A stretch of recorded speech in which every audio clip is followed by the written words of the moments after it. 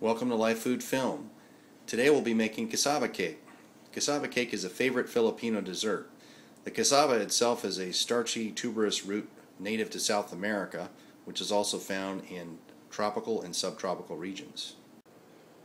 This is the form it often comes in as a packaged frozen grated cassava, which can be purchased at Asian markets. We usually start off by thawing it out in some running water.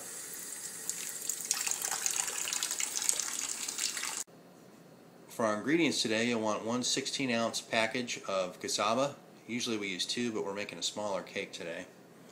1 tablespoon of butter, a can of condensed milk, 1 can of coconut milk. You'll be using half a can of jackfruit and syrup and half a jar of macapuno, which is a young coconut, and 1 egg. You'll also want your Pyrex pan for baking. Normally we'd use the entire can of jackfruit and the entire jar of macapuno, but we're making a smaller cake today. Preparing for the cassava cake, you'll want to preheat the oven to 350 degrees for 15 to 20 minutes. We'll start preparing our liquid ingredients first for the cassava cake. Cooking note: when we actually cook the cake, we'll just be using half of the condensed milk and half of the coconut milk. At the end, when the cake is finished, we'll be adding the second half. Start by melting your teaspoon of butter. We set it about 30 seconds in the microwave. First, prepare your jackfruit, and you will be adding it julienne, like so.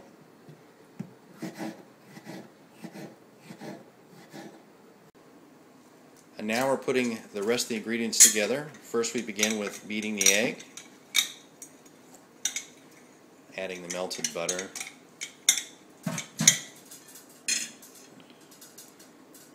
half a can of condensed milk, as we mentioned earlier,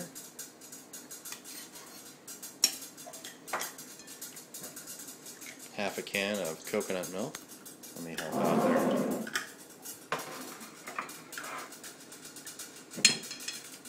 Our macapuno, which, as you remember, is the young coconut.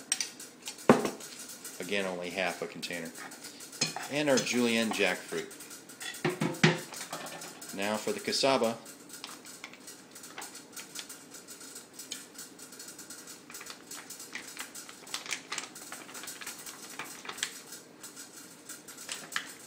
And we'll mix that all together.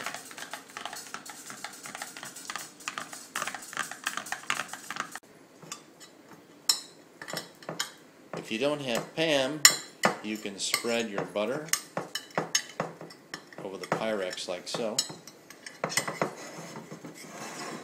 Ham, of course, is much easier. And next we'll pour in our mixture.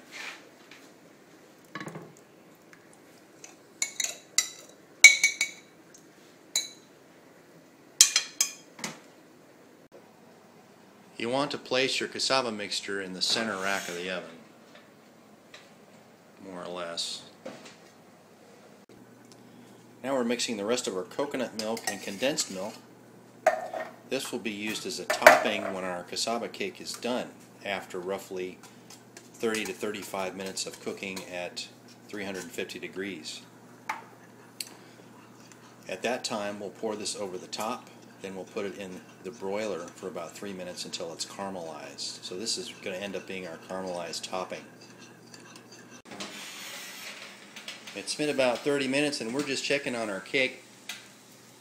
As you can see, it's starting to set up on the edges here, but it's not quite done in the middle yet, so we'll keep cooking it for a little bit more. Now that our cake's ready, we're going to take it out and put our topping on. This is the topping we prepared earlier with the coconut milk and condensed milk.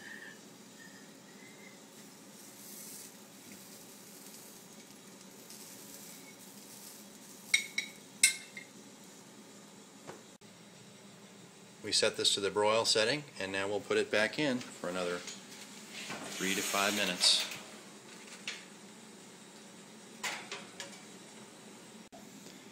And the cake's done. Let's get it out of there. As you can see, it's starting to caramelize on top. And it looks a bit liquid now, but that will set as it starts to cool down. This is about how your cassava cake should look after taking it out of the oven. It'll take about 15 to 45 minutes to cool down, depending on whether you want to put it in the freezer or not, before it starts to set and you can serve it. From the side you can see the layer that we put in with the topping. And now we're cutting the cake. It's finally cooled down enough. It still may not be set all the way. It should be like a custard when you're finally done. May still be a bit runny.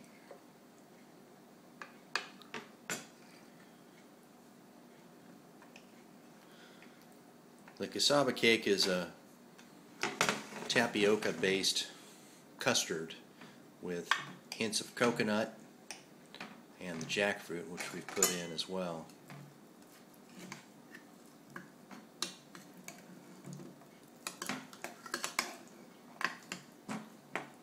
We have that creamy topping on there. Okay.